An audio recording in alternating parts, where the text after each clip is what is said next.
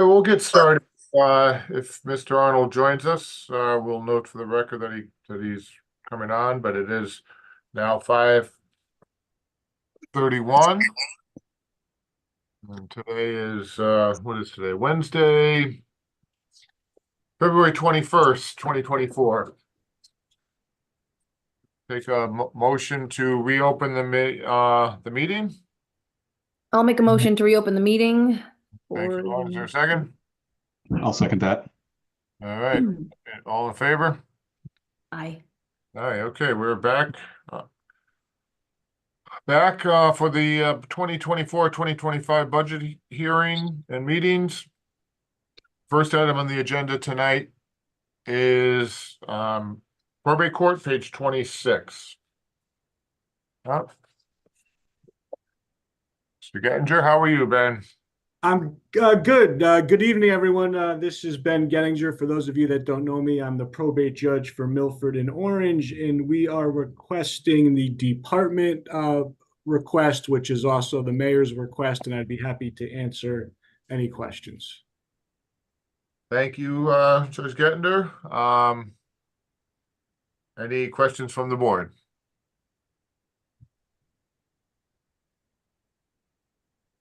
Hey, Judge Not all at Gettinger. once.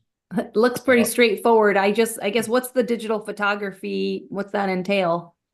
So we have been using microfiche, which is kind of outdated, and we're going to update it to more of a online digital system. And that is what that line item is. Okay, thanks. Good question.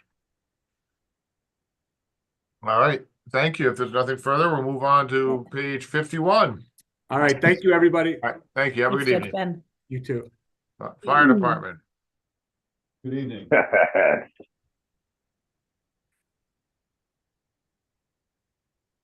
Well, I think everyone has been here at least before, so as we like to work or run the meetings, if the department, in this case the fire department, would like to make a presentation to the board, you're certainly welcome to, and then we'll open up the floor for any questions, and that format will hold true for all the departments as we move forward.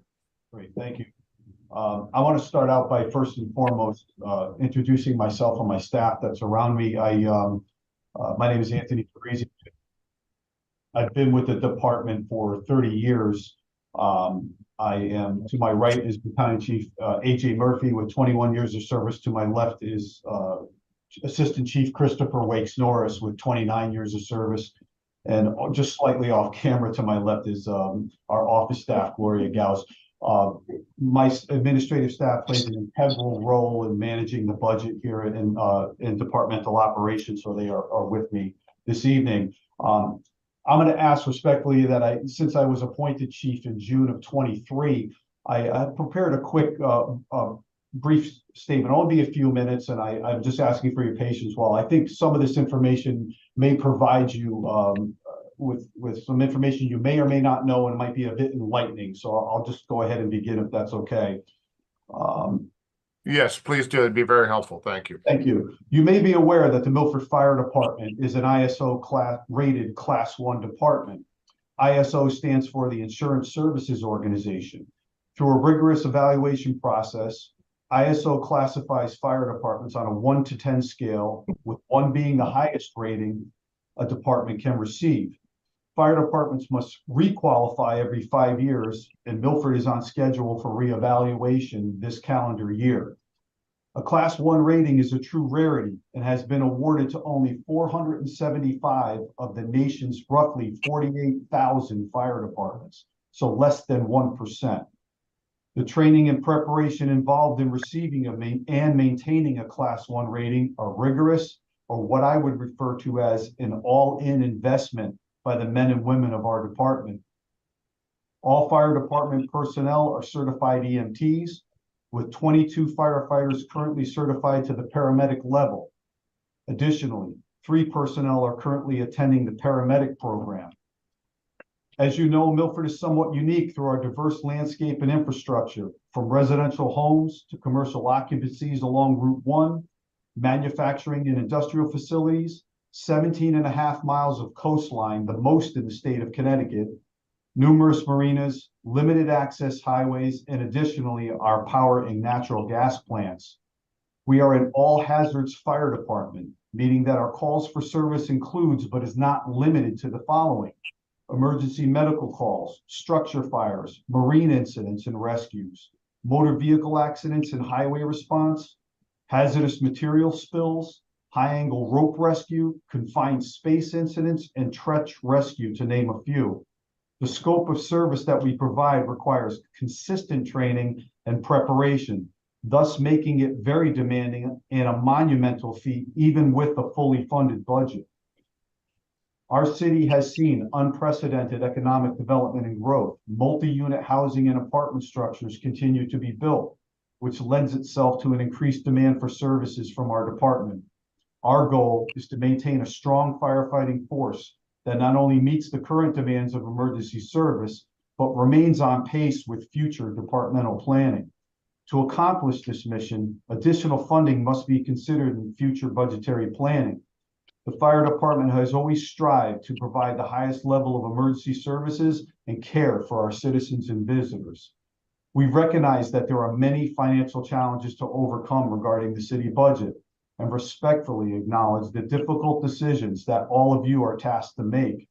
However, we have stretched the limits of what we can accomplish on a budget that at minimum has not kept pace with collective bargaining agreement obligations for over a decade. We remain on track to generate $2.5 million in revenue for the city in the 23-24 fiscal year from EMS billing and fees charged by the fire marshal's office. Historically, we have been successful in receiving grant funding, thereby alleviating financial pressures upon the city and the taxpayers. As chief of the department, I respectfully ask that you please consider this budget as proposed by Mayor Giannastasia, as it represents a commitment to maintaining the safety of our firefighters and the citizens in which we are sworn to protect. And with that, we are glad to answer any questions that you may have.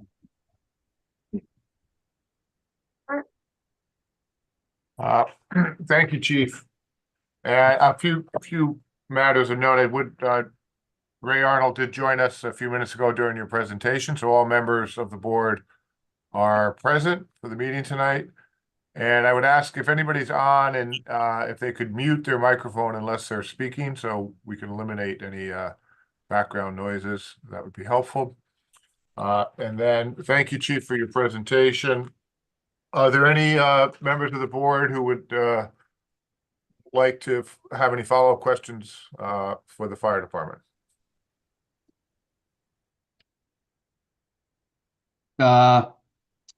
Good afternoon. Thank you for that presentation, and also thank you for the information that you had sent over to Peter to be distributed to this committee. Full disclosure, I only got it this afternoon, only had about 15-20 minutes to look at it. It's a very clear presentation, which is appreciative because it really does. I like seeing it in Excel, which just helps kind of clarify things.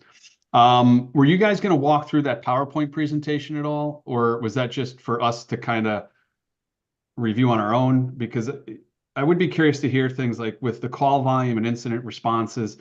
Is that specific to just fire, or is that also inclusive of the EMS and part of the EMS that essentially you collect revenue on? I guess that would really be my first question. Sure. Let's do.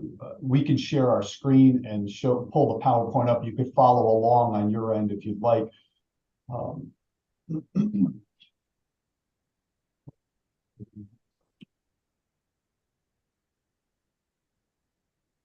Okay, so this first slide, call volume, represents, as Mr. Moulton asked, it represents the total amount of call volume for those calendar years.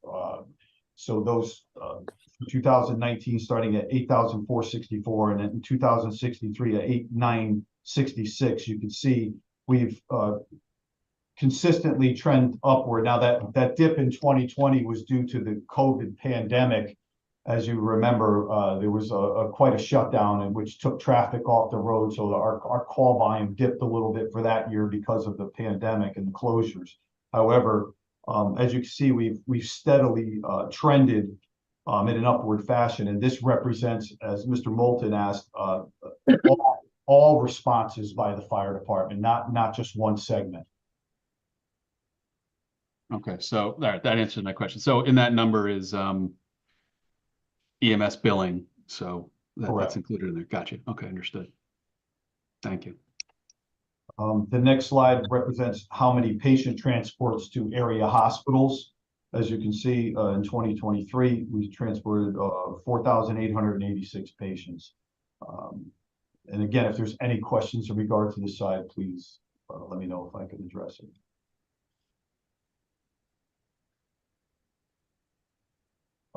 The next slide represents revenues brought into the general fund from the EMS revenue, EMS billing, and the fire marshal's office. As you can see at the bottom, starting in 15 and 16, when we implemented the billing, it was at 386,000. We have up until the February 13th of this year, we are now sitting at $1,648,500. That's to the general fund.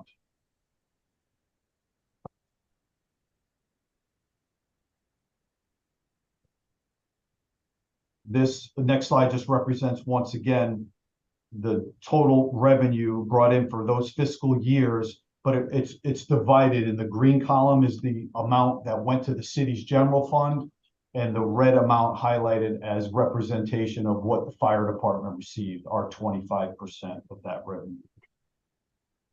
What's the blue? The blue is the total amount for that particular year, and then that total is divided amongst the green and the red for that particular year. Oh, okay. Sorry, I see it now. Thank you. Green to the city, red to fire. This slide here, it just shows a comparable to departments around us. You have Milford East, they're comparable in size and demographics in their department. As you can see, our budget in staffing and number of calls for service in comparison to the EMS revenue collected and returned to the city compared to the other departments, whereas are not generating revenue for their city. Some of their budgets are higher, in fact, and some of them are have less personnel. Let me point out. Lastly, this is the ARPA funds that were distributed within the city. This is a breakdown.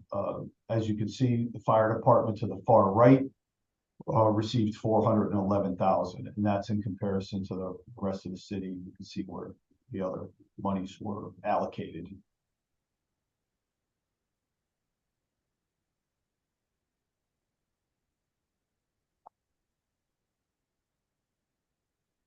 Is infrastructure citywide, or is it specific to any, like could fire be part of infrastructure at all for any kind of building maintenance or repair? I don't believe any of that was allocated to fire. We received 411,000, which was utilized to purchase outdated MDTs, which are computers that are mounted inside of our fire apparatus that allow the firefighters to receive information from DISAT, pertinent information regarding incident response and location and mapping systems. So that well, that was a big portion of that, and the rest of that money was also allocated for EMS equipment, meaning stretchers and Lucas devices, which perform CPR on patients in cardiac arrest.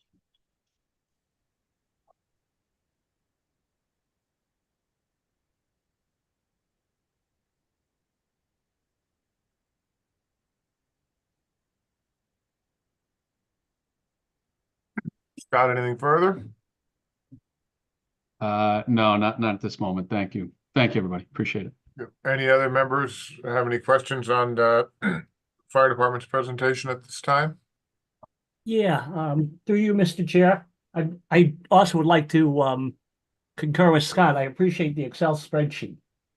I'm gonna just looking at the top one, the regular wages. You got a 6.27%, increase. is that related to more personnel or straight up wage increases? That represents the wage increases that are reflected in the collective bargaining agreement. And that's by contract? That's in the contract? Yes. Okay. So Then I apologize. If you look, the reason why they are color coded, that light blue, and if you look to the far right, those are all contractual requirements. So anything highlighted in that blue is contractual in accordance with the collective bargaining agreement. I'll call it a yellowish color. That's EMS requirements in order to run our EMS division and provide care to the citizens in which we serve. Okay.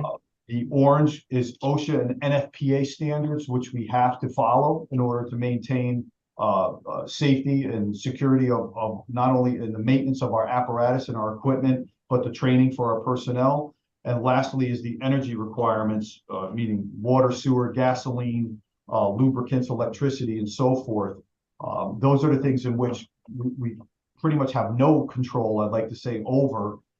Those are absolute obligations that we must meet. And when you total those up, it pretty much only leaves, about $976,000 of discretionary spending for us to run the Milford Fire Department. Gotcha. Okay, related to that then, the electricity. You're projecting a 3.7% increase. Are we on UI or do we have some other, source of electricity? No, we are on UI. So a projected 11-12% increase that's coming in, up isn't really reflected here, is it? It is most likely not. What we did was on that 3.7% was we took an inflationary average and utilized that because once again, we're not exactly sure where it would lend itself or where it would trend. So, and there's again 5 buildings in the city that we cover. Right, but UI has pretty much announced that it's going to have a 12% price increase. So shouldn't that be reflected here? It certainly can be, sure.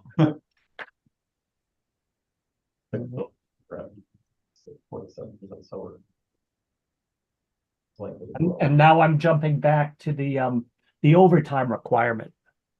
How is that contractual?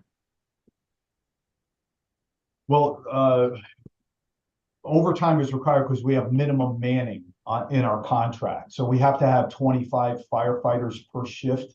We cannot fall below that number. So that's where the overtime requirement would come in. We have to make sure we hire back personnel to meet that 25 on a daily basis or per shift. And due to sick time, injury time, vacation time, firefighters being off for training evolutions, that's where that line item would come into play. So you're projecting a 30% increase in requirement of manning? Or again, is there like a wage increase embedded in this? No, well, some of the wage increase, however, it's been historically. So that's the reason for the increase. Okay.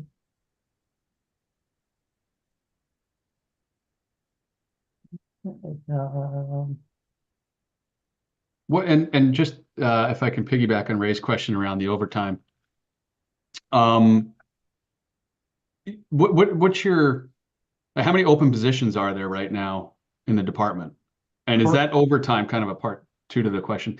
Is that overtime reflective of that? In other words, we're not at capacity, so we have to ask guys to stay later, work extra shifts, and that then drifts into overtime. Is that like, in other words, if we get the capacity, well, that overtime number should fade lower? Correct. So we are at currently technically full capacity. However, 3 of our firefighters are in the fire academy. So they're not, so their 3 vacant positions on the line are being backfilled through overtime until they graduate from the academy in May of this year. But as of May, as of that point, we'll be back up to full staff without any additional retirements between now and then. So no vacancies. That's pretty good. Yeah, we worked aggressively to fill those vacancies. We did At one point, at the height of or just past the pandemic, we were down approximately 18 personnel, which was a major contributing factor to running the overtime line item into a deficit.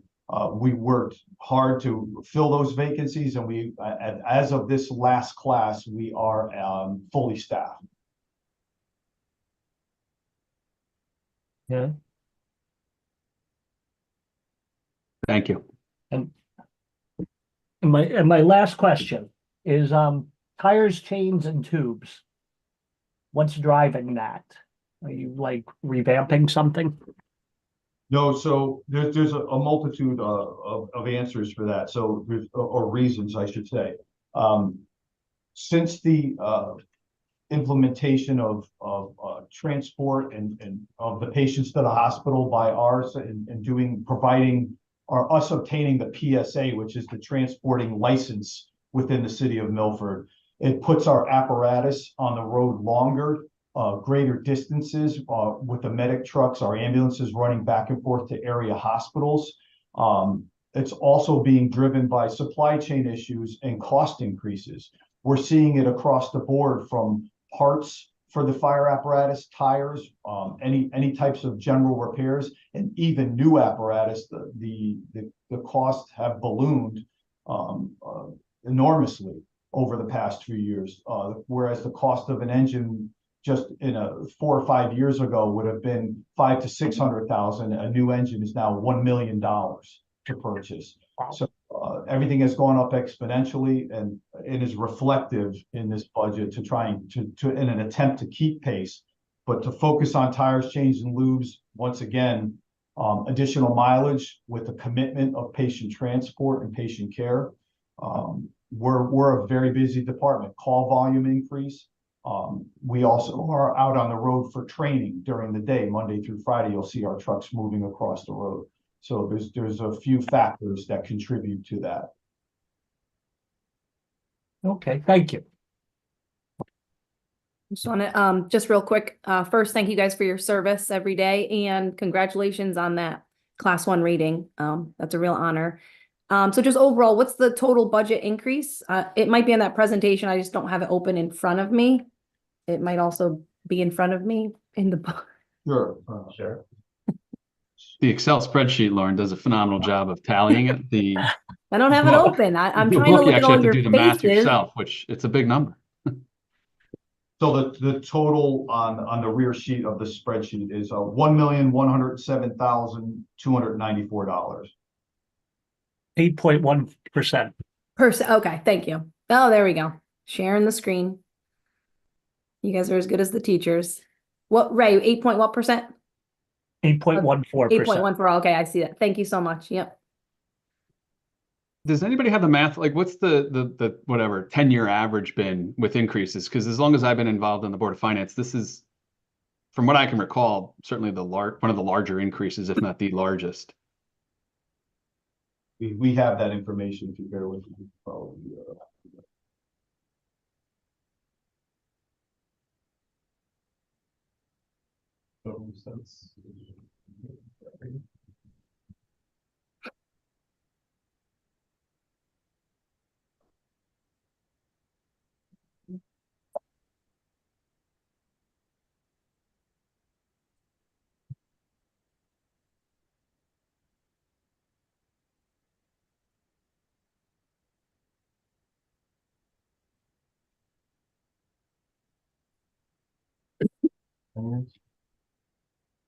Oh, you're saying the 10 year. I think he's looking year for year to year.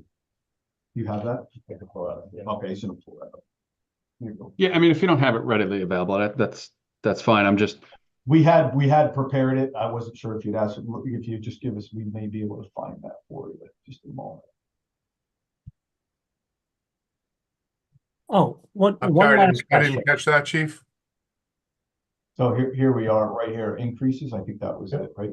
So can you see the screen that we have up here? No. Oh, he's gonna share it right now, so bear with us one moment.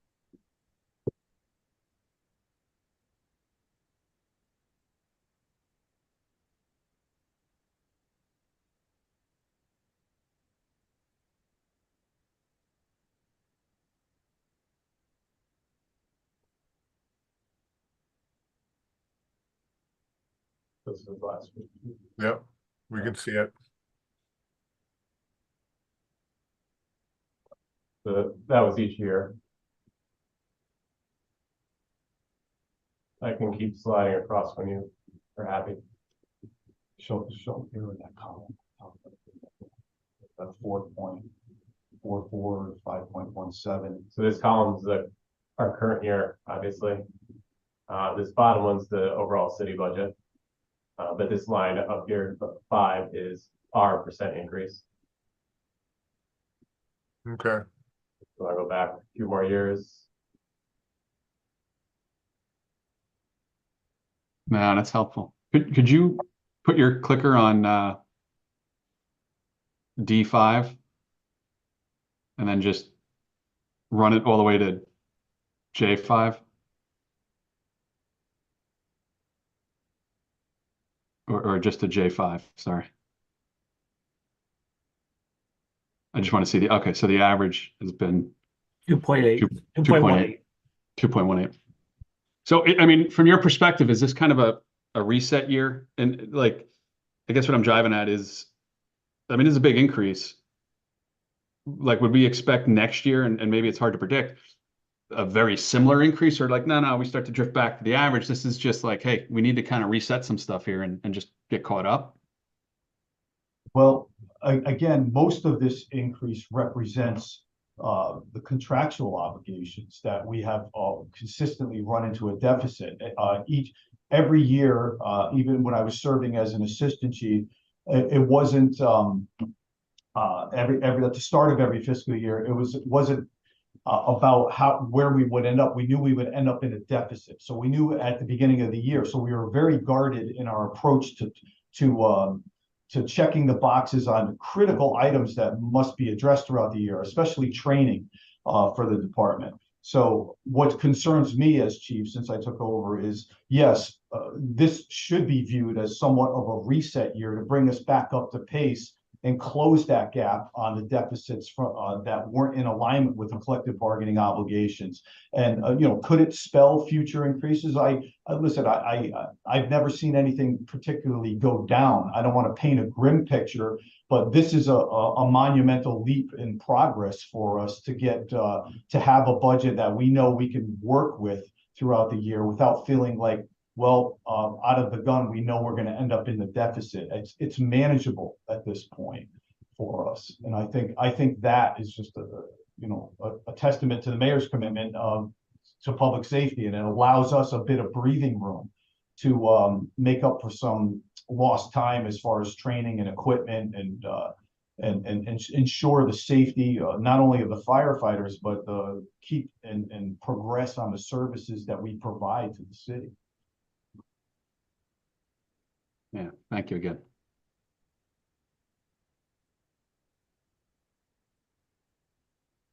I do have one last question.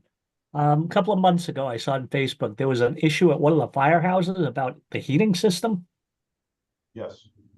Yes. Does this address this? Does that take care of this? I kind of, when I saw that, I was like, why wasn't this ever mentioned?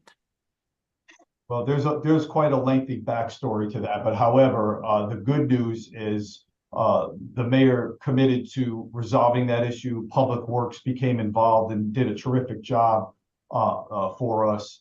That issue, I believe now is, I want to say, completely rectified.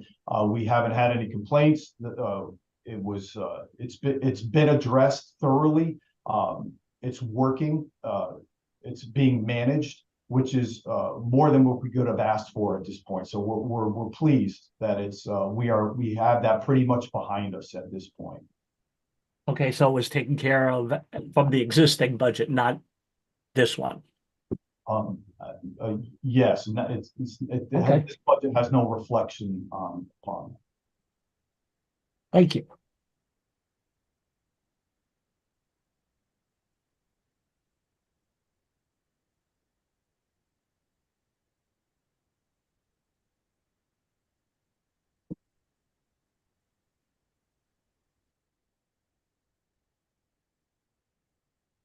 Any other questions from the board?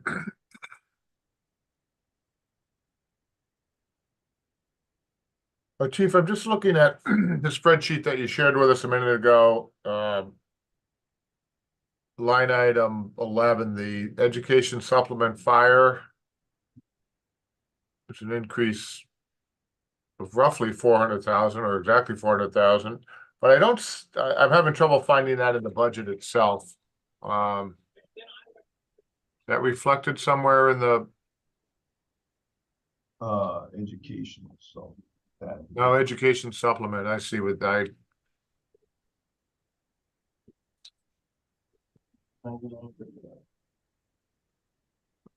okay, I was misreading it from percentage change, okay. I see it, it's actually on page 51. Right, employee fringe Employee benefits. supplements, yes. I was looking for a different number, that's why. So it's only an increase, I said only, but it's roughly $100,000 increase. Now, is that for actual training, or is that a stipend to employees who get have certain qualifications? That's correct. So it's a stipend for employees with their EMT and paramedic certifications. Okay.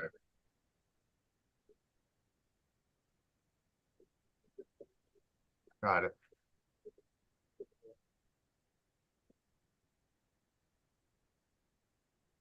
And once again, that's contractual and historically underfunded.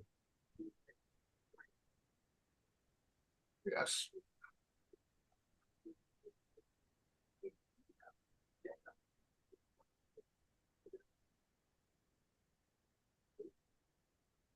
Yeah, and clearly a benefit to the city on many different levels, so.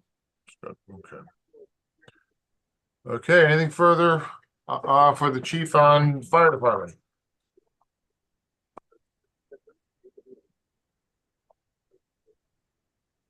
Well, I think we have you here for at least a few more, although, All right, buddy. I'll talk to you tomorrow. If you need a wake-up call.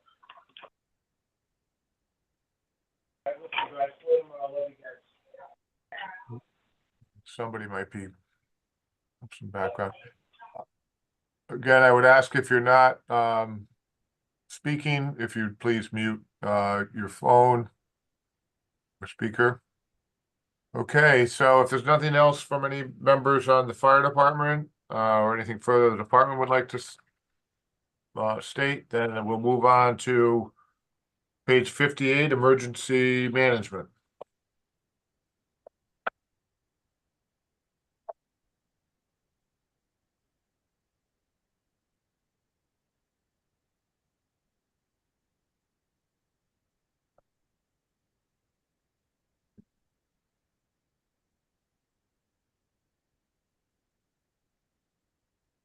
Any questions or comments on page 58, emergency management?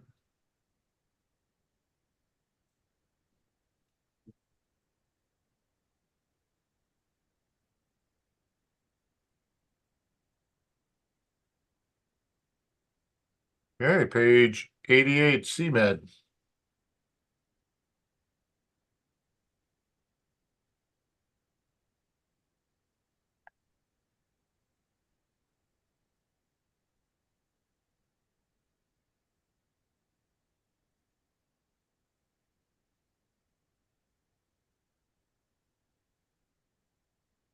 Okay.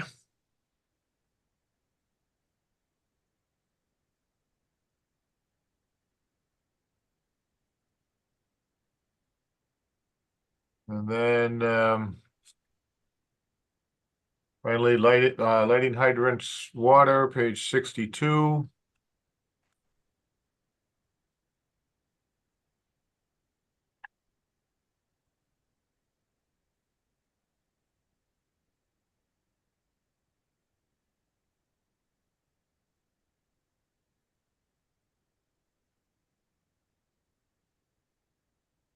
Okay, excellent. I don't believe there's anything further that is within the gambit of the fire department. So if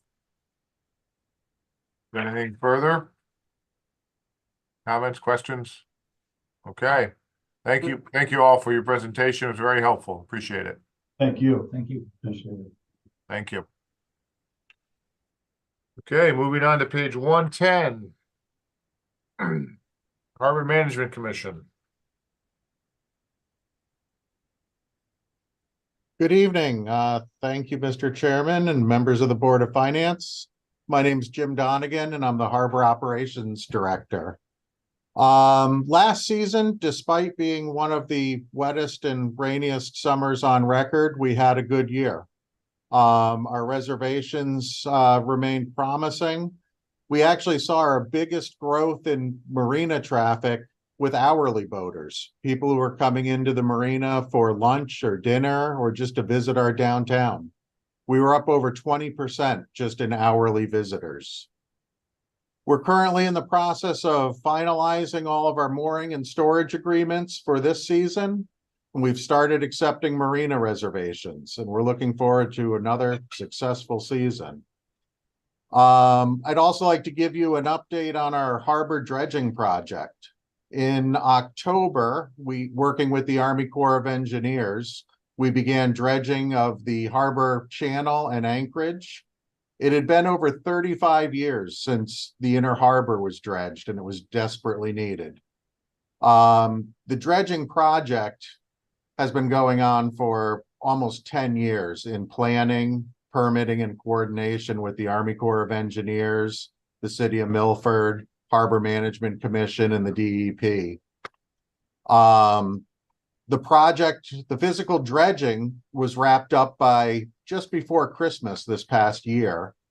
And now, starting this week, we are reinstalling all the moorings back into the harbor that had been removed.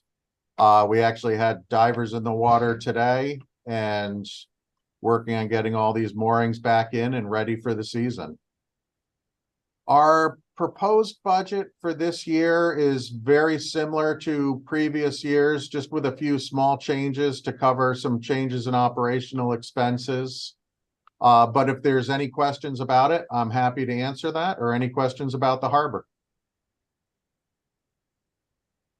Thank you, Jim. That's very exciting news about the dredging. We've been hearing about it for a long time, and it's relief to finally have it completed or substantially completed. So excellent. Good work. Thank you. Any questions or comments from the board? One through you, Chair. Hey, Jim, how you doing? Just a quick question with advertising. What accounts for the bump from previous years? So in our advertising budget, there's still a little bit of print and web advertising, but the biggest driver of that is our online web listing and software it's actually in conjunction with our marina reservation system. And what it is, it's a network of marinas and advertising with them and the web listings and associated info with that. Is that Docwa? It is, yep. Yeah.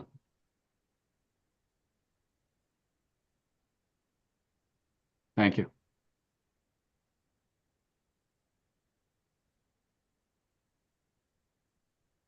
And just out of curiosity, we don't pick up any extra slips due to the dredging, do we?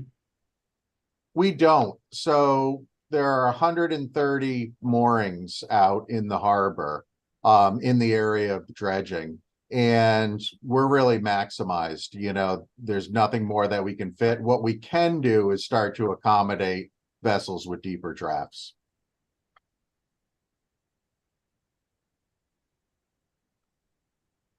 Thanks again.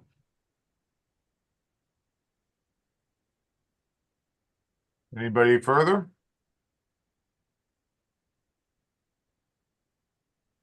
All right. Thank Well, you. have a great summer, Jim. And Thank you all very much. Yeah, keep up the good work. Appreciate it. Okay, Finance Department, page 37. Good evening, Mr. Chairman, and to members of the board and all present. My name is Peter Eridisi, Finance Director. And this year we had another busy year, of course, in finance, and all of our divisions overall have been working very hard to meet the obligations that we have throughout the year. And besides our budget, one of the highlights that I wanted to mention was that for our recent audit, the fiscal 22 audit, that is, we received the Certificate of Excellence in Financial Reporting for our annual financial report from the National Government Finance Officers Association. So as a department, we're very proud of this honor and achievement. I'd like to thank in particular City Accountant Ariane Swift and Accountant Vernell Bethel from our accounting division for their huge effort in making this possible. And we, in presenting our budget, we respectfully ask for your support, and I am available now to answer any questions that you may have. Thank you. Thank you, Peter. And kudos to your department. I think, again, Milford is lucky to have such a yourself and the competent personnel that you have keeping us on solid footing. So we appreciate that. Any questions? Questions for Peter or any questions on or comments on the budget finance department request? Through you, Mr. Chair, just one quick one. Yes, Mr. Arnold. Office chair. Tell me there's multiple. Yes, there are multiple, and Peter's it's throwing. across several of the divisions. To be exact, it includes approximately 7 to 8 chairs across several divisions. A lot of our chairs are very old and worn out, and we wanted to start to make progress, and at least, as a down payment to start replacing some of these chairs for the staff. Like I said, a lot of them are many years old, and some are malfunctioning. So we thought in this budget, it's time to make a start and an investment in replacing some of the chairs among the various divisions in the department. Okay, because while you do a really great job, you don't get a throne for $3,600. Absolutely not. Okay, thank you. Thank you, Mr. Arnold. Anything further? I'm good. Okay, thank you, Peter. You're welcome. Management Information Systems, page 39.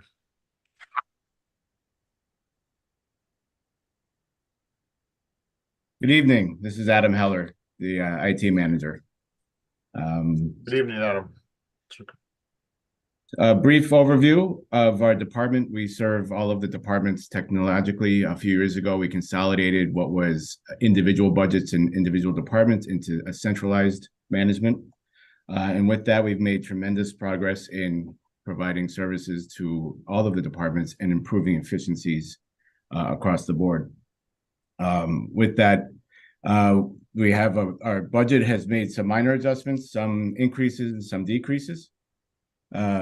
One thing we're decreasing, we recently, because of those advances we made, I was able to rewrite a couple of the jobs in the department to cover a lot of the more modern things we're doing and eliminate a job. But because of those changes in roles, I'm able to reduce our reliance on outside support with highly technical issues as our staff gets more and more up to speed on the more modern technology. That would be line 534189. Another thing I was looking to do is consolidate what we've been using as pretty much 3 separate office supply lines into one, and then reducing that overall amount by about $3,000. The biggest change we have, though, is an increase in our computer software and maintenance. As we move forward, more and more of our software is going to have increases in annual costs for services they provide. This is stuff software as Munis, vision appraisal system, the tax collection system, which is Gemini, things like that. That's what that line covers, and all of them have increased in costs. And we're moving more towards what's called the SaaS, which is software as a service, which they host and manage a lot of those services. So that's probably the biggest increase that we're seeing this year. I do want to point out that next year we might see a significant increase due to Office 365, which is what we've been using to manage Word, Excel, PowerPoint, email services, SharePoint, all those things. Last 3 years that was funded through ARPA funding. That's going to be up for renewal next year. So next year we're going to have a pretty significant increase request. And with that, I open it to questions. Through you, Chair. Thank you, Adam. The increase you just noted, that would be under software and maintenance, It would be, yes. which already has a pretty big bump. So you're saying next year would be another bump in addition. Yeah, it's going up half and again, probably about 300,000.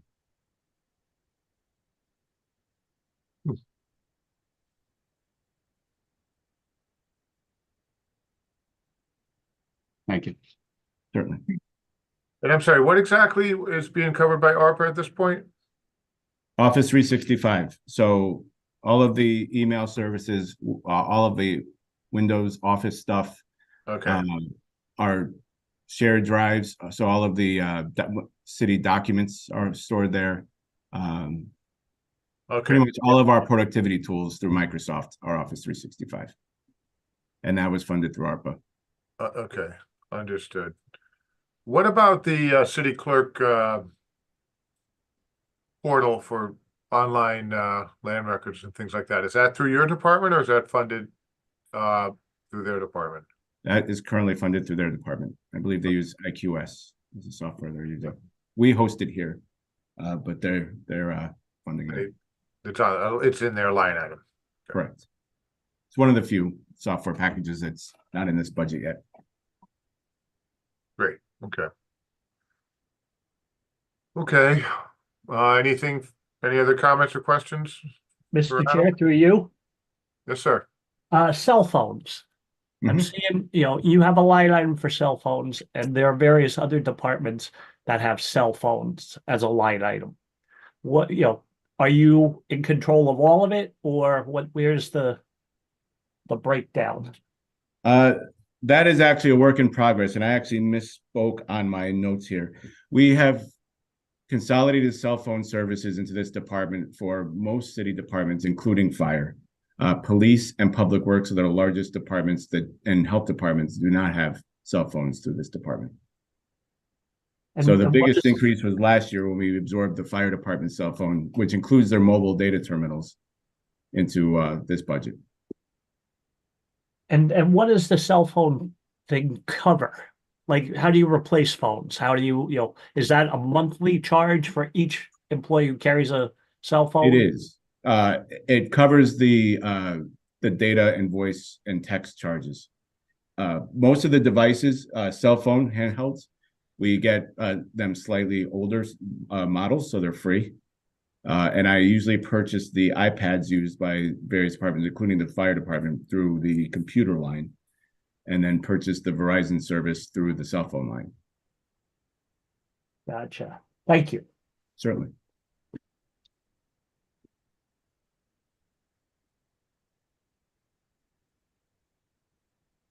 Anything further from any members? Okay, thank you for the information. Very helpful. Appreciate it. Thank you. Have a good night. Okay, page 17. Mayor's office.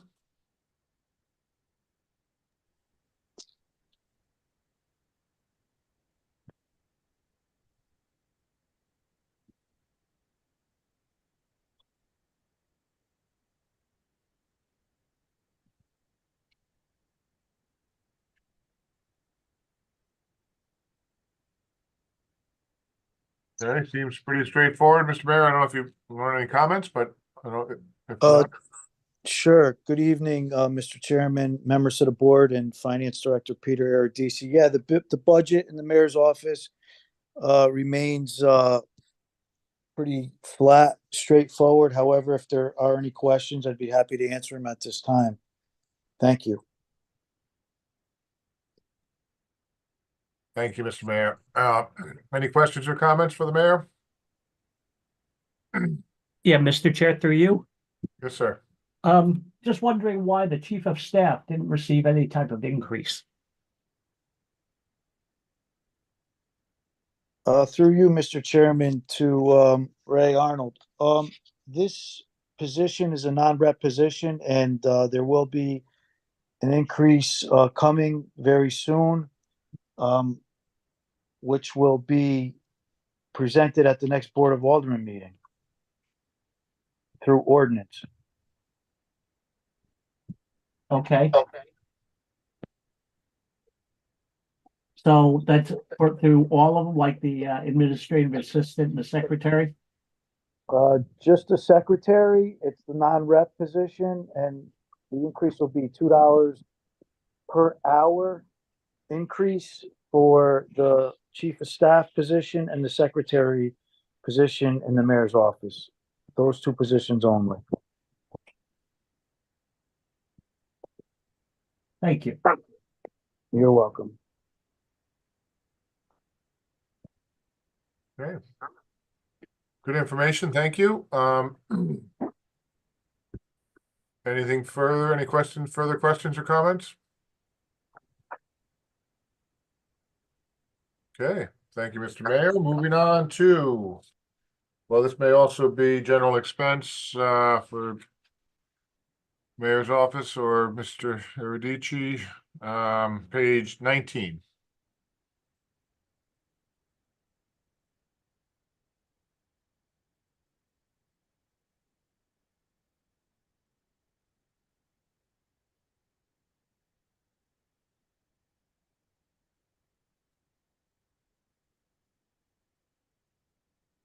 I have a question regarding professional fees and services. Who's receiving of the general expenses, those professional fees or the services associated with that? Like who's it attributable to?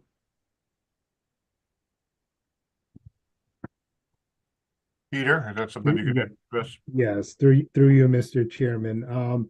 Originally, that was planned for a part-time grant administrator position. But over the past several years, we had need to use it for other seasonal type temporary positions to support the city. But originally that started out being for a part-time grant position.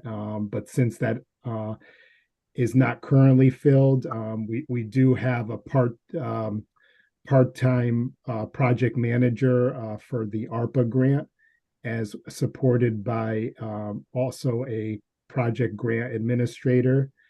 So with those two positions being funded through ARPA, we're not using this yet for a part-time grant administrator.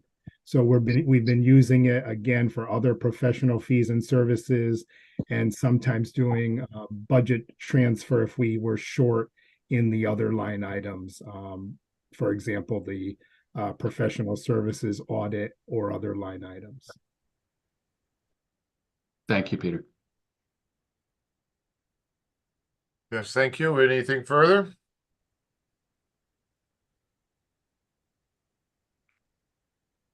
Okay, excellent. Thank you both. Moving on, page 112, golf course. Mr. Worrell here. Welcome. How are you, sir? Good evening, Mr. Chairman and the Board of Finance members. I'm doing well. Hope everybody else is also. I am a golf commissioner, and I also handle the financials for the golf course. The golf course last year was, it had a great outpouring of rounds. It was close to 35,000. We also had rounds this year in January and February. Surprising. Tournaments are on the rise there, and the golf course is in spectacular shape. I'll be happy to answer any questions. How do I fix my slice? Take up tennis. Take up pickleball. Yeah, right. Go across the street. Yeah. I have a quick question through you, Chair. On the revenue side, you're showing a pretty significant bump. Is there any reason for that? Is it just extra play anticipation, a raise in greens fees, or what do you attribute that to? Well, the greens fees have gone up slightly, but the rounds of golf also have gone up quite a bit. And one of the biggest things that we found over the past couple of years is the cart use. The electric carts that we have, we split the revenue with the management company, and that has gone up quite a bit.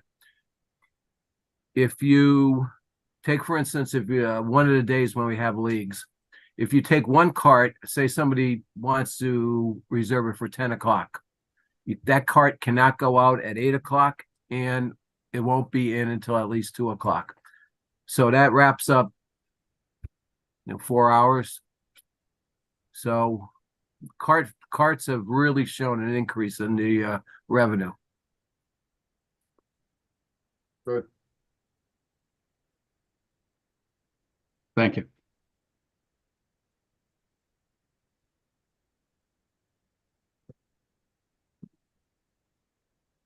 Is there any talk of expansion of the course at this point? We've had some discussions. However, right now, the course is an executive course right now. It's a par 32.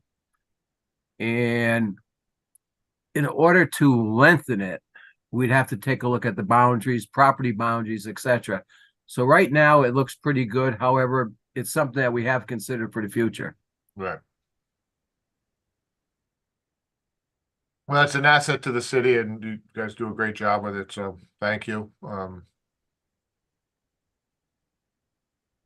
Anything further?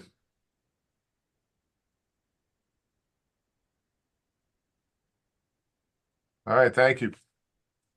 Thank Moving you. on. Open space, page 34.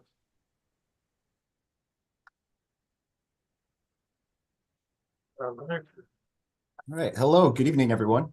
My name is Jeremy Grant, the city's Open Space Sustainability Manager. First and foremost, thank you for all of the time and effort you put into this budget. It's amazing work that you do. Because of the timing of this meeting, I do really want to take and highlight two amazing events we have coming up in the city. First, we have our Earth Day celebration on April 20th, which new this year is actually going to be in partnership with the Milford Library, where we're going to be hosting events inside the library, showcasing everything they do, and also outside in the Fowler Pavilion. Should be a really fun day. And actually, if you want to know more about it, while I was listening to other presentations, I did just finish and publish a website, milfordearthday.org. That's available with more information. After that, we do have the return of our tree giveaway, which this program will have planted over 2,000 trees in the city since I've been involved in it. These trees were ranged, it started from 3 feet to 5 feet higher. So they're not just small saplings, making a real substantial difference in our city. And those will need to be pre-registered. That more information on that will be coming out in the next few weeks. But my budget is very simple. I'm happy to answer any questions that you have. Thank you, Jeremy. Any questions for Open Space Manager? Comments? No questions, but I'm looking forward to the tree giveaway this year. Great. I'm really excited about it too. Let's hope for better weather than last year. Excellent. Well, thanks again. Good luck with everything this year. Okay.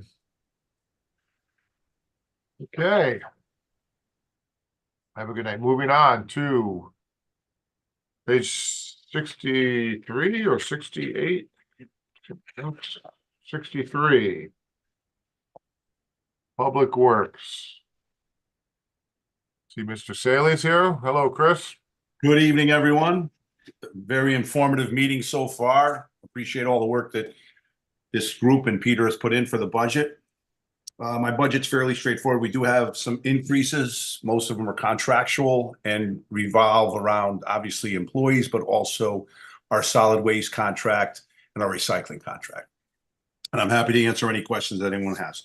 We also I'm looking for a technical change on some individual things that was put in, and it was totally my fault. I went away on vacation and I guess I dropped the ball. I'll take the blame on this.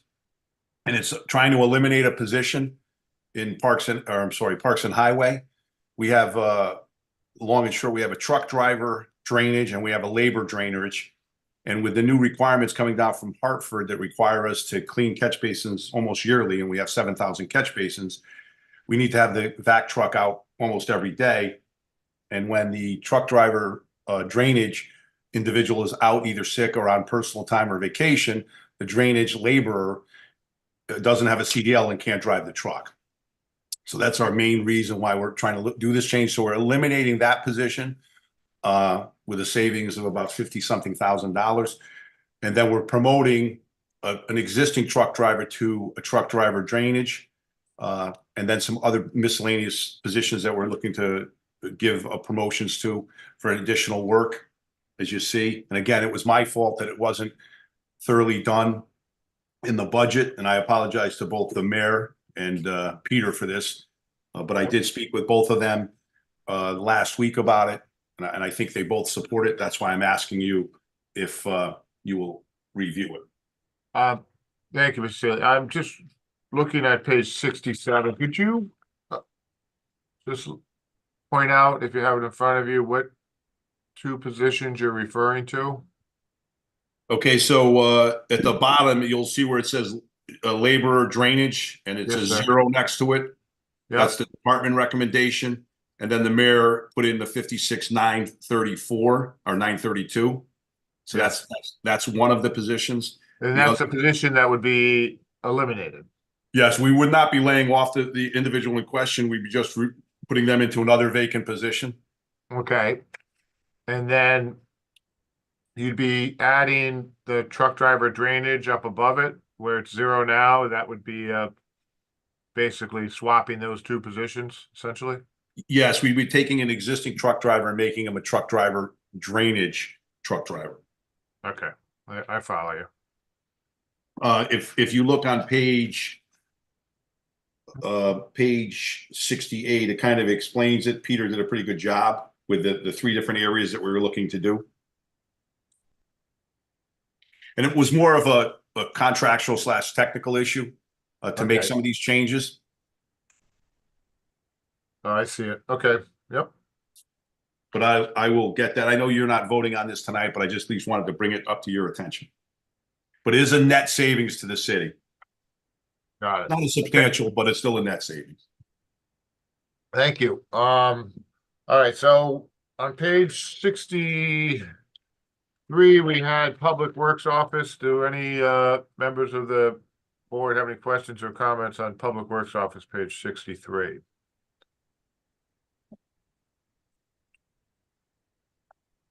Through you, Mr. Chair, Yes, Mr. the computer charge, what is that? This is page 63, Chris. Yeah, no, I'm looking at item 570190. Yeah. Steve, is Steve Yes. Johnson on this? Yes, through you, Mr. Chair, to Mr. Arnold.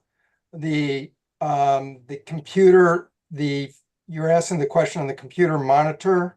No, the computer?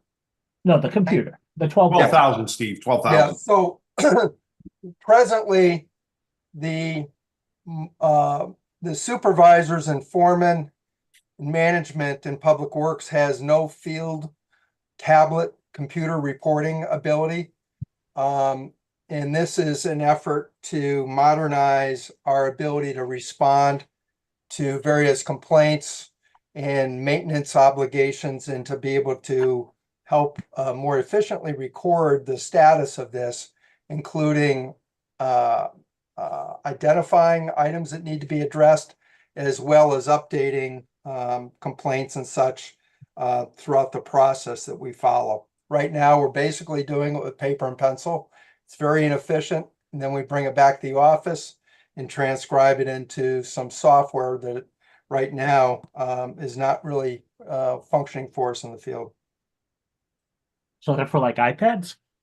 Yeah, like an iPad with modem cellular capability.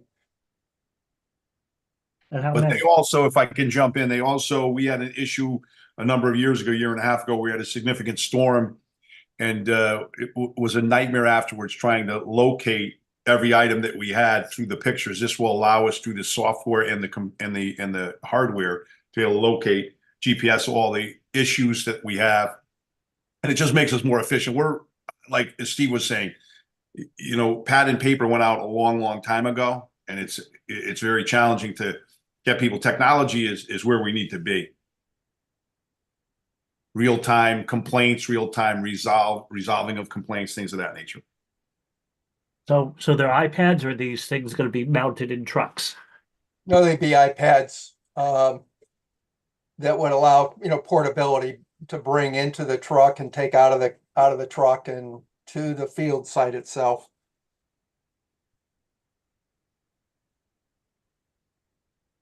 Got it. Thank you. Just to follow up on that, I assume this is just the hardware, or is there software, specialized software that's going to be needed for these?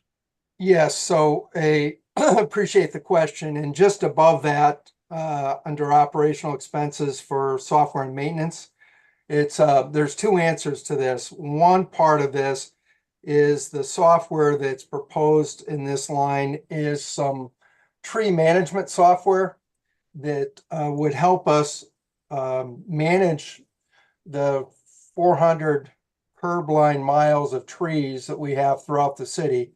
Again, right now, we're having to update information on trees, monitoring, removal, pruning, bring that back to the office and input that into our Municity software that we have on the desktops.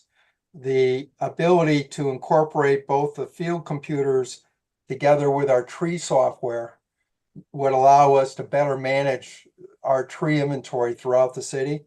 But the field computers would also allow us to remotely access the Municity software that we have on the desktop that we can't do from our phones right now. Got it. And the tree, I will say the tree software, there's a front end in terms of the actual purchase and then the installation integration of that. Beyond that, the maintenance year to year drops down significantly. So it's really more of a first year expense. Well, we like that. Anything further on Public Works?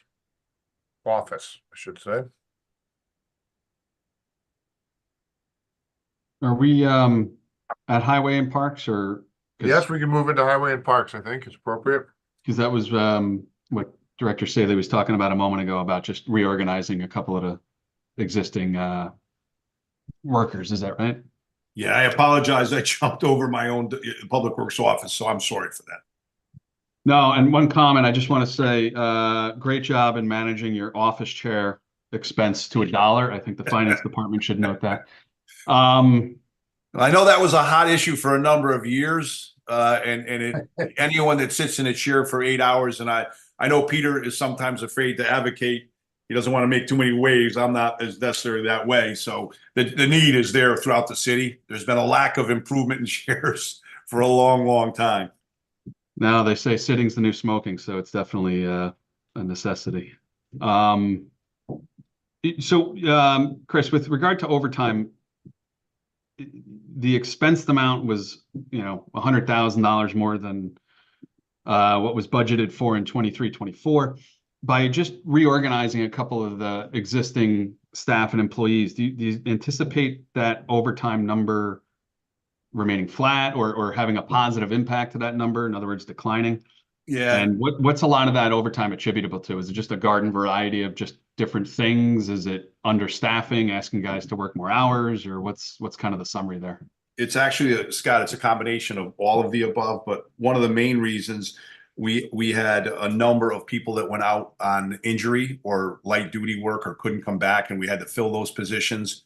And some supervisors worked a fair amount of overtime to fill the MSA. There's two different divisions in the Public Works Department. One is managers/supervisors, that's the MSA, and then the working workers.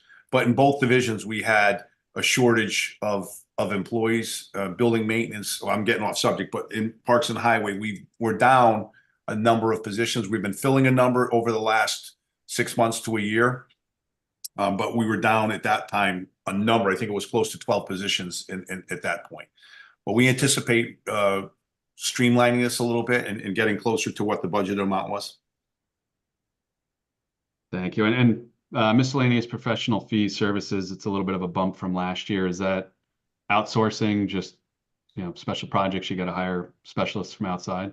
So there's an unfunded mandate from the state in regard to stormwater management, the rain coming down and managing our outfalls and testing. And that's part of it in that dollar amount. And again, it was an unfunded mandate that came down, and we're trying to get up to speed with what's required within the state. That's one of the issues. Steve, you want to jump in? Yeah, and so there's also a number of other expenses that get paid out of this category as well. And it can range in any number of different ways. But one of the areas that we've haven't had the funding for in past years is beginning to, or increasing some of our invasive plant management, vegetation management in high profile areas. As an example, a couple of years ago along the Stone Bridge, the lower pond on New Haven Avenue, near the waterfall there and continuing into the gorge, we, spent several $1,000s just to remove vegetation and begin to treat the invasive plants that are overtaking the plants that should be growing in the gorge. So that's another area we'd like to expand to be able to get ahead of this instead of ignoring some of these expenses. But it also includes other work, including tree work that we've hired from time to time, contractors outside to help manage some of our tree removals when it makes sense to deal with that in a more efficient manner. Well, thank you, everybody.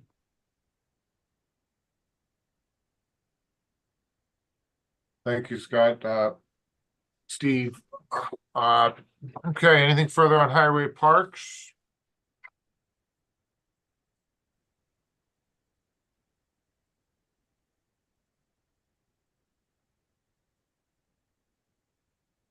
If none, move on to page 69, which is building maintenance. I think you're going to have a common discussion here. So just to give the board some background, the city as a whole has a very good benefit package, but in today's world, people are looking for better pay. And building maintenance has definitely suffered. I think right now we're down 3 custodians. We just hired a custodian, but before that custodian was hired, we offered a position to 4 other candidates, and they all turned it down because the pay wasn't enough. So just an FYI, that's one of the things. That contract is still in negotiation, so we anticipate some sort of raise increase, one-time wage increase on that. So just an FYI. And Chris, can you refresh my memory? Is building maintenance, does that cover anything for the schools? No, the schools are an island unto themselves, just as we are. Right. Okay. Yeah, we take care of approximately 14 buildings, all the bathrooms, public bathrooms that we have. It's really a whole gamut of what building maintenance. And I will say a shout out. We had probably a lot of news about the East Shore Fire Station that had issues with heat. We took a leadership role in that about 4 months ago, and we believe we resolved the issue using internal help, but also some experts on the outside, and saved the city, I think, a substantial amount of money. Great. So the 14 buildings include the firehouses? We never, that's a good question. Okay. Yes, we never have. They have their own maintenance in their world, but we were asked to take a look at this and see what we could do. And I mean, that's the expertise that the building maintenance brings to the table. Right. And along with working, and we try to partner with outside companies when we're, when we get to something that's beyond us, but it was a good project, and I just talked with Chief Fabrizi this morning. We feel like we've got it, and we're in a good spot there. Excellent. Thank you. Good teamwork. Thank you. And just to add or follow Lauren's question, I mean, does police have the same kind of arrangement, or is building maintenance inclusive of PD? They get taken care of. Yes, they have custodial services and everything. Yes, Scott, they're definitely taken care of in our budget. Don't ask me why fire was never put in it. It never had been. They had their own sub area that they took care of. Gotcha. Thanks again, Chris. Thanks.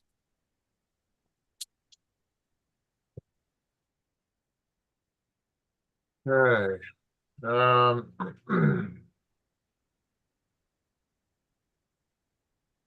Page 74, general garage. Yes. I'm not sure if it was a typo or again me making a mistake, but one of the things we looked at, and here's an example, we have 2 vacant mechanics positions, and the fire department was having issues finding mechanics that could do the work that they needed on their fire trucks. So one of the things we put in the budget was 2 master mechanics that will work along with us in building our public works, but also will work at the fire station on Wheelers Farms Road. The dollar amount, and I'll have to talk with Peter about, is the wrong dollar amount in the master mechanics. So we just have to make an adjustment, technical adjustment on that.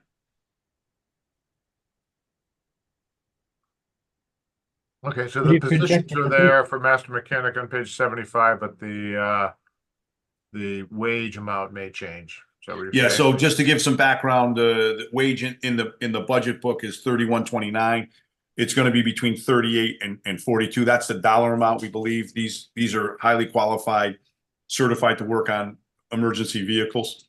So I think you may have the wrong number there. What's that, Brian? I think you may have I'm looking at a 65,094 for a master mechanic. Yes. Okay. And then the 2 mechanic automotives, there's 2 filled positions and 2 empty positions. We're not looking to fill the empty positions at this point. Well, yeah. Hey, Peter, I'm trying to figure out why that was like that. Is that me that made the mistake? Peter forgot to take his mute off.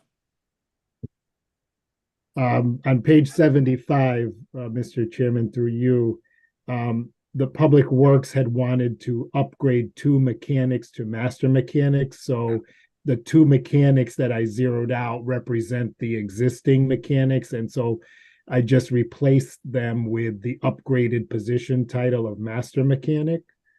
So we're not adding any positions. We're just upgrading 2 mechanics to master. And as Director Saley mentioned, we will discuss with the director and with HR to possibly change that grade 11 to a higher grade to make the salary more competitive and to match what the director had originally intended. So it went up 1 grade from grade 10 to 11, but clearly in hindsight now that's not quite enough. So we will have to look at increasing that to a grade above 11 for the master mechanic. My only request would be when either the final budget or next year's budget, just to remove those 2 zeroed out positions so that we don't, wonder next year why they're there but not filled. Yes, absolutely. That was just new to this year, just to show. I used a different presentation rather than using parentheses or brackets. I tried this approach, but absolutely, I agree. Those 2 zeroed out, if the masters are approved, those will be deleted in next year's budget. Thank you, Peter. Okay, anything further for Chris or Peter on that one?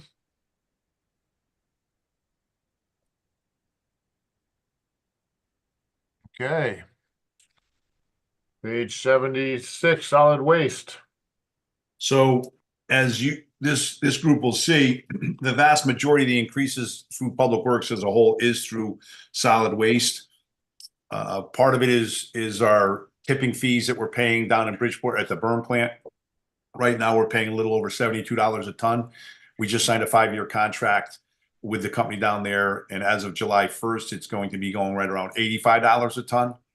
And at the present time, Oak Ridge, which is our recycling company that we deal with up in Shelton, we're paying $88 a ton to recycle.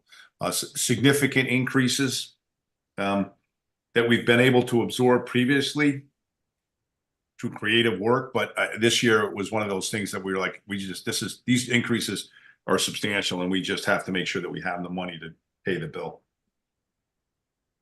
And Chris, and just were those items that several years back we were receiving revenue from, or am I thinking of something different? When No, it was a while ago, but you are correct, Scott. It was a number of years ago, probably 7 years ago, 6 years ago, where we were getting $20 a ton for recycling, and now we're paying 88. It was a major switch. So we have an over $100 swing per ton.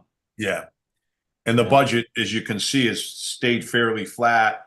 And we've been able to make it work by doing some creative things. Like we used to pay about $32,000 a year, or $32,000 a month for a private company to run our transfer station. We took that back in-house without increasing staff. We used existing staff to do it. So that was some of the savings that we had that could offset some of the costs that occurred years ago. But these next few years are going to be really, really challenging with solid waste. What are the other towns and cities? I mean, you know, not to go too far down the path, but what are they doing about it? I mean, is there a collective that everybody can get together and? Yeah, we have a collective of 13 towns. Fairfield's in our collective, West Haven's in, Westport. So we have that collective. That's the group, and truthfully, we probably have the most competitive price right now. There are some towns that are paying $110, $100 a ton right now for trash. So it's definitely been, you know, and it's gonna. I think I've been talking about this at the aldermanic level. Trash is a big issue. It's going to continue to be a big issue, and it's going to continue to be a significant expense to the city. Thanks again. And Scott, Chris, in 2017, we received about $131,000 in revenue from recycling, as opposed to now we're paying over closer to $350,000. Yes. 2017, Scott. So that's the answer. I knew it was a number of years ago. It wasn't, I said 7, 8. It's amazing how quickly time goes by. Yeah. See, I do listen. So, but those cost to dispose of the recycled goods or waste is included within the city waste removal cost. That's all lumped together as one line item. They are. Yes, they are. Okay. Well, the only good news, I mean, I think if you went back 10+ years, you would have had what 2 or 3 times the number of employees in the solid waste department. So you're doing a lot of work with a lot fewer employees. Yeah, when I first started a little over 10 years, a little less than 10 years ago, we had 31 or 32 employees. But I mean, that was through automation. Right. We brought in the sidearm trucks. We're continuing. We have a new one coming in, hopefully in the next 2 or 3 months. We have one budgeted for next year. So it's definitely the wave of where you have to. It's just an expensive process. We're one of the few towns our size that still self-collects. Shelton doesn't self-collect. Wallingford doesn't self-collect. Fairfield doesn't self-collect. You know, they have private haulers and the residents pay directly. Right. So, you know, and I think, you know, people respond well to the services we have. I know, you know, we get complaints every once in a while, and I'll say, I think our staff in the office do a very good job responding. And, you know, the departments, you know, the guys go out and the ladies go out and you know, take care of the issue that we have to address. Yeah, I would agree. I think that you guys should be proud of the work you do with the solid waste. I think it's a hard job, and I think we're lucky to have it in-house. I would like to point out one thing that's new this year also. You'll see along this line of automation is the computer account capital outlays, Yes. account 570190. The reason for that is some software we're investigating for solid waste route management software. Right now, again, we're also paper driven, and on our roughly 17,000 residential stops for trash and recycling, we're looking at some software that can enhance our productivity, increase driver safety, help track issues when we do encounter problems with trash that we cannot pick up or is contaminated. We can document that.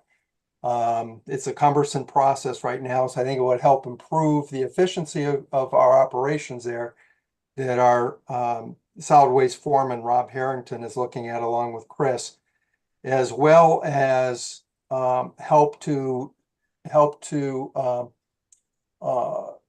reduce some of our expenses, because some of this route management software can also help reduce the truck travel mileage areas as well. And these trucks don't get high mileage per gallon. So we're looking at some fuel efficiencies possibly as we optimize these routes. Thank you, Steve. I'm glad you brought that up. That's good to know.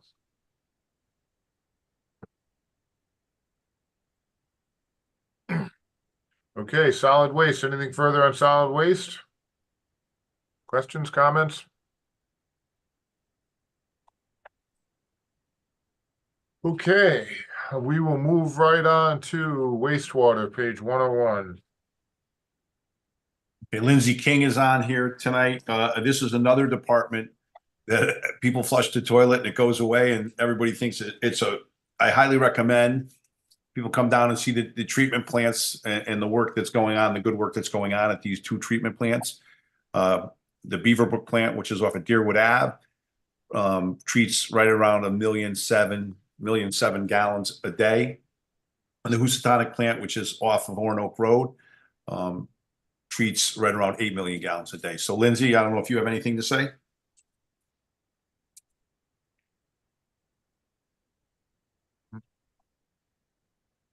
I see him, he's muted, but maybe he.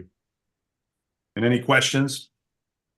The one thing that you'll see is our sludge costs, are significant. They're going to continue to be significant.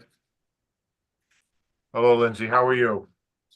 Good, thanks. Yeah, I had a little technical problem there. Just a little bit to add on the wastewater front. It's a very aggressive environment. Our last major upgrade was 2008. So a lot of our equipment runs continuously 24/7. Our pump stations, both treatment plants are always running. It's a lot of wear and tear on equipment. A lot of our costs and a lot are involved with maintenance, replacing pumps, controls, equipment like that. So we try and keep the budget as lean as possible while still maintaining reliability, because it's vitally important to keep the systems running. So when you refer to the last major upgrade, was that when we bonded about, I forget the exact amount, but $100 million plus or minus? It was a huge sum. I can't remember. Yeah, I wasn't here, but my understanding is 90 million was the dollar amount. I could be wrong. Yeah, it was a while ago, but I guess if it was 20 years ago, we should be close to paying it off, but.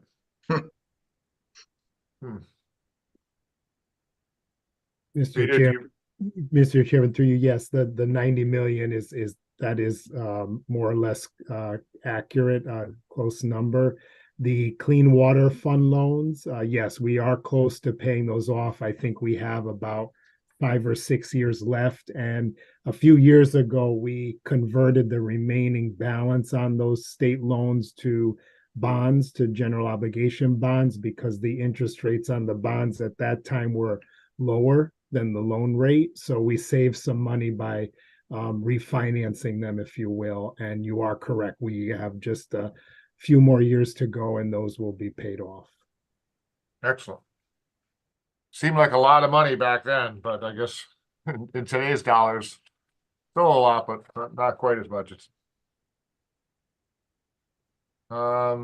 anything further for Lindsay? Lindsay, any further comments? No, happy to answer questions though. Thanks. Thank you. Just one question through you, Chair. Was the were wastewater treatment facilities, were those the buildings that you started to explore or add solar capabilities? No, there's a fuel cell at the Beaverbrook plant for alternative energy. As far as I know, there's been no one's looked at solar, at least not recently for those. All right, I must be thinking of something else then. I'm sorry. Thank you.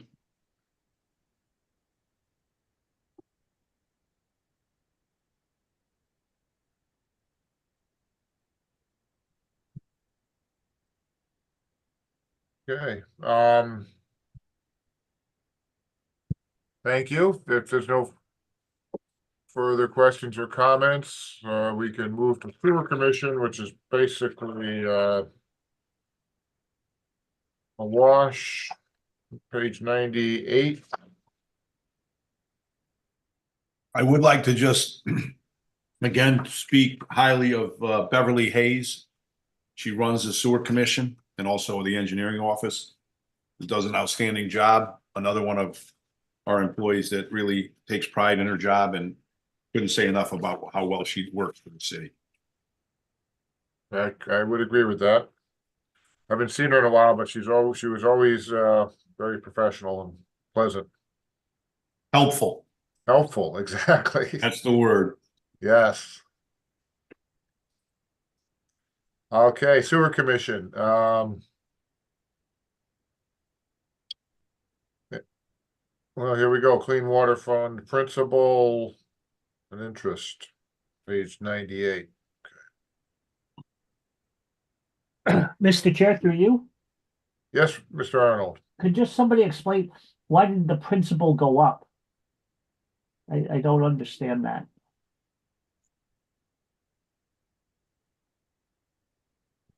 Are we paying off more of it this year? Or? Through you, Mr. Chair, to Mr. Arnold, yes, it's since the bonds, well, they're now bonds now. And since we are nearing the end, I believe you pay more in principal each year and less in interest, as we go forward. But I have the schedule now. I can look at that while you review the rest of the budget. Okay, so it's really just, straight finance stuff. Yeah, it's the amortization. I think part of it is what I mentioned earlier, the fact that the existing loan amortization was replaced because we paid off the loans and Right. replaced them with bonds, and the bonds have a different amortization schedule, a different term. So I think that's really the reason. It's related to the bond amortization. Got it. Thank you. You're welcome. It's a good question, but the total amount being paid on the loan / bond is actually less from last year. It looks like about $40,000 less. Yes. And I will mention as a side note, there's a portion of the clean water bonds that's being paid by the debt service reserve fund that we set up many years ago. And Yep. that debt service reserve fund exists to help offset the cost to the sewer fund. So that's part of it as well. Excellent. Any further questions or comments on sewer commission? Hearing none, we will move on to page 78, I believe, which is public debt service. Did I get that right? Yes, page 78, public debt service.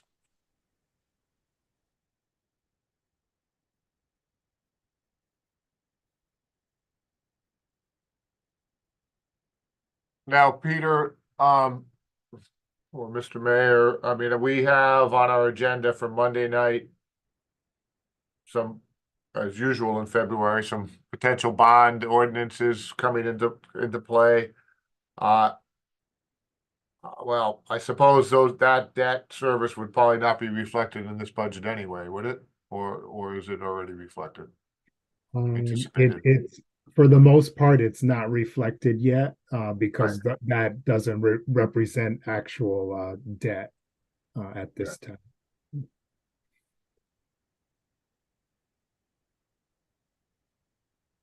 Yep.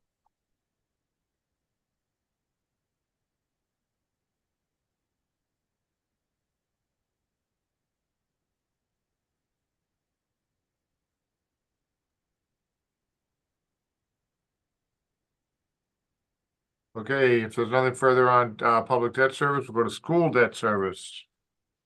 Page 9-3.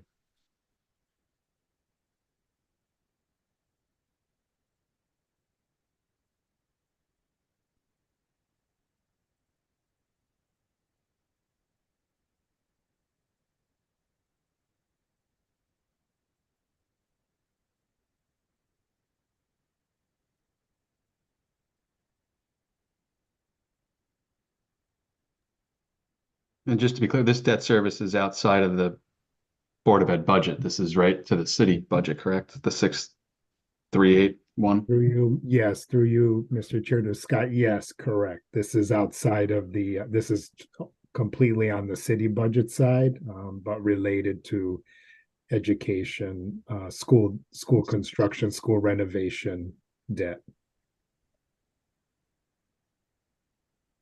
Thank you, Peter. You're welcome. Through you, Mr. Chair? Did the interest rate change? Because you're paying more in interest. You know, your principal, I can understand from our other discussion, but principal, the interest went up. Right. As you can imagine, there are numerous issues that are part of the existing amortization schedule for our bonded debt. Some of the there are issues per year that go back many years. So the interest, of course, can vary.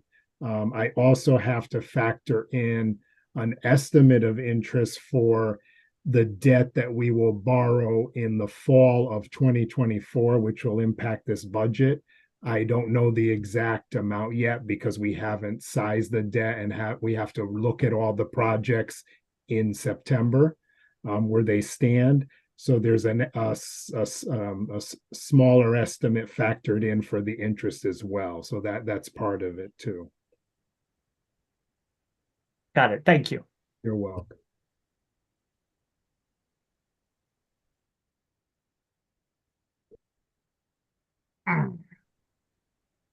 Okay, if nothing further on school debt service, do employee benefits, education employee benefits, I believe, page 93.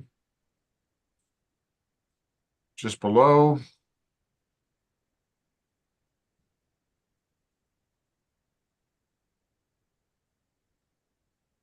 And then employee benefits general, page 84.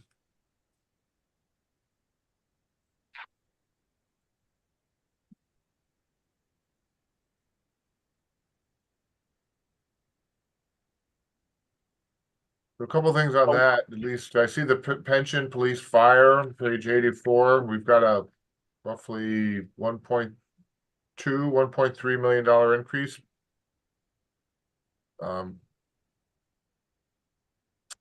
there any background on that? I thought we just did a substantial bump last year or the year before as well. Yes, we had an increase last year as well.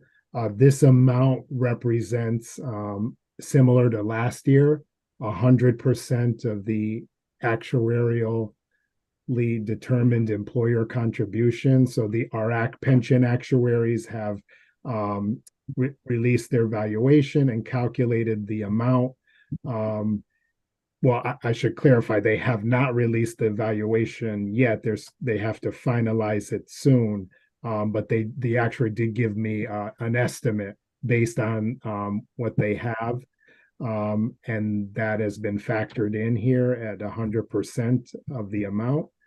And part of it also is the fact, if you recall, we had to lower the assumed rate of return from 7.5%, and over 5 years, we're eventually going to reach 7.0% for the assumed rate of return. So each year we're going down 10 basis points. I believe with this valuation, it'll be at 7.2%. So we have 2 more years to go. But that is also a factor that has upward pressure on the employer contribution as well. Okay, thanks for that. I had forgotten about that. Thank you.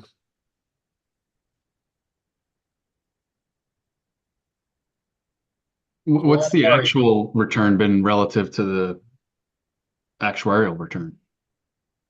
Like, if we're projecting 7, let's say. Right.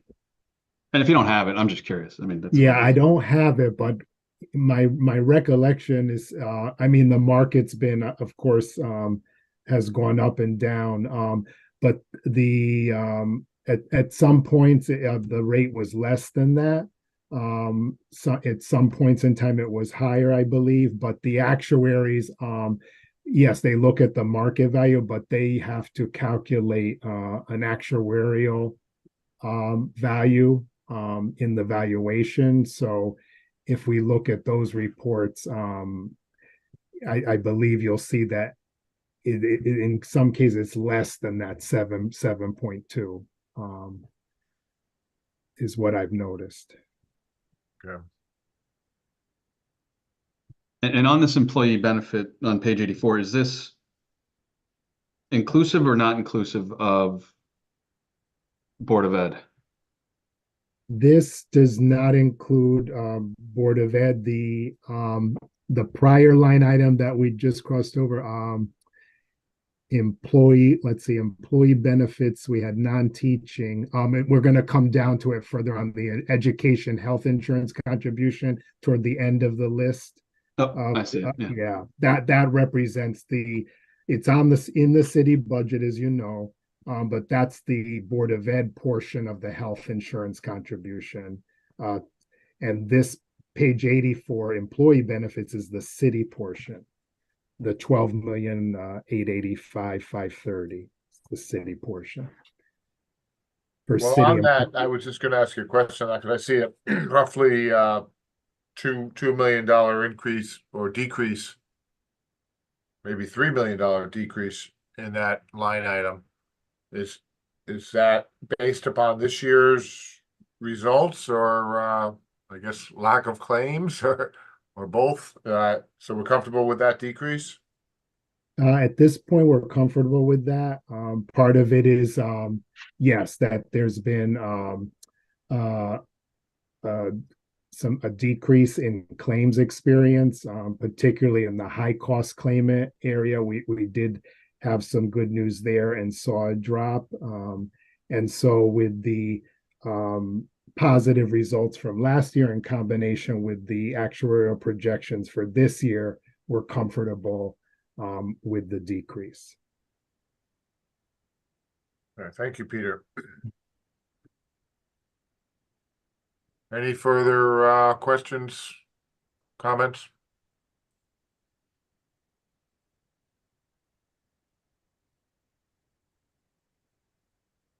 Okay, we're getting there. Thank you. Insurance and bonds, page 85.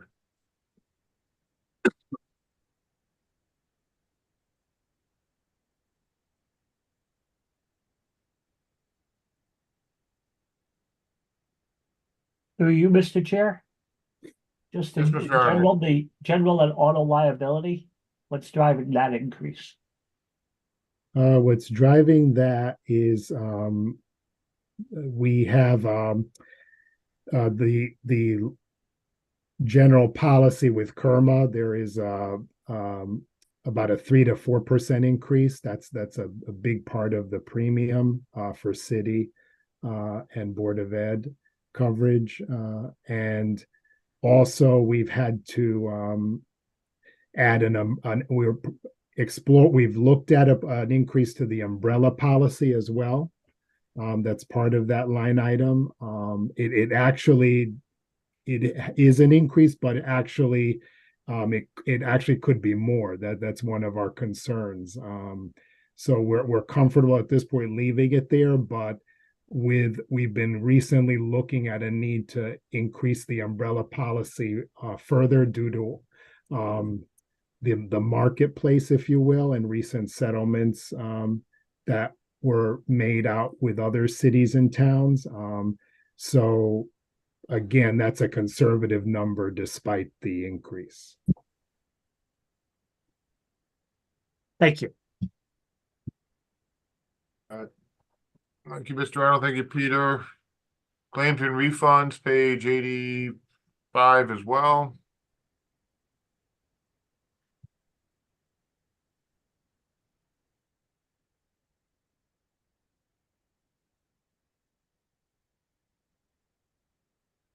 Nothing there. Page 86, benefit and salary reserve.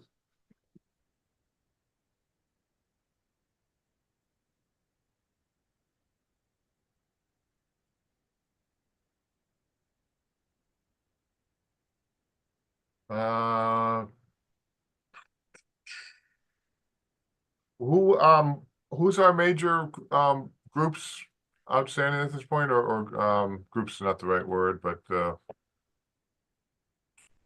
are we negotiating with any of the employee groups at this point? Yes, we mentioned Public Works. Public Works. Public Works is one. We also have the MSA contract, even though it recently settled, it expires on June 30th of 24. So there's the supervisors union that has expired as well. We have the MEA, the Milford Employees Association, Milford City Hall Employees Association, nurses, and again, Public Works, as we mentioned. Okay. And so those, and the non-reps, of course, as the mayor mentioned, those are the groups that at this time are included in this benefit salary reserve. Okay. Thank you, Peter. All right. Page 9.3, education audit.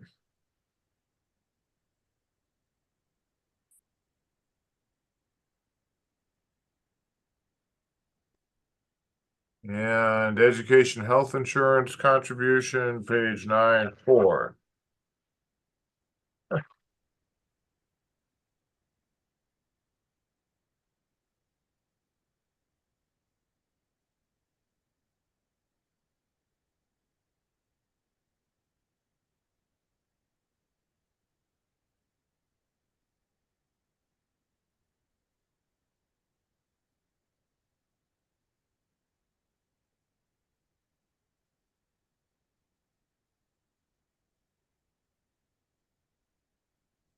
That seemed to have come down a little bit too, and it's a lot lighter than what's projected as well.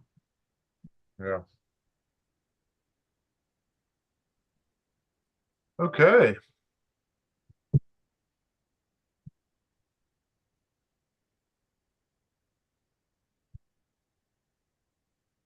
Well, thank you all for your time this evening. Peter, Mr. Mayor, Dustin, members of the board, Steve. So it won't be very long. We'll be together again tomorrow night. I think tomorrow night's a little bit less heavy on the agenda, so we should be in good shape. What do we have tomorrow? Do we have? Well, really pretty light. So it's police is when is police? Monday. Okay. Monday. So yeah, tomorrow should be relatively light agenda. So everyone home. All right.